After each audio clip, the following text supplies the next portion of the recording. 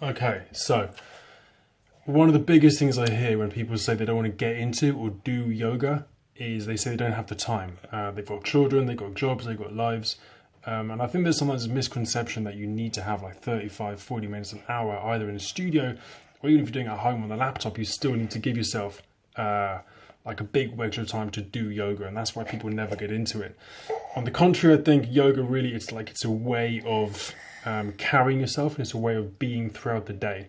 So I've chosen the 2 minutes right before bath time to kind of accentuate how yoga is totally applicable anytime. So really, really simply, one thing I want to offer on this vid is basically your shoulders. Now your scapula, as you can feel on any human being, are the shoulder blades like on your back or your scapula. They sit flat on your back, help control the movement of your arms.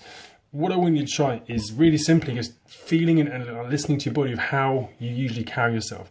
A lot of people hold their children and do all their stuff with their shoulders kind of rolled in, and they spend a lot of the time sitting at computers naturally keyboarding, so the shoulders are rolled in anyway. And you tend to just kind of roll in with that thing. All I'm offering, quickest way to access it is to roll your shoulders, like literally your shoulders, roll them back, get your scapula, your shoulder blades flat on your back, and just get a handle of how that feels. Right, Emma? As I feel, I roll my shoulders back. For me, it allows me to stand up straighter, but what I want you to inquire for yourself is what's the difference between this and this? What happens for you in your heart, as in your actual physical heart, in the feeling across your pectorals, your chest when you roll your shoulders back? Can you do it split second when you're carrying a child? Can you just check in and say, you know what, I don't need to go to a class, I can just inquire and experience for yourself, mentally, physically, emotionally, spiritually, whatever that means to you.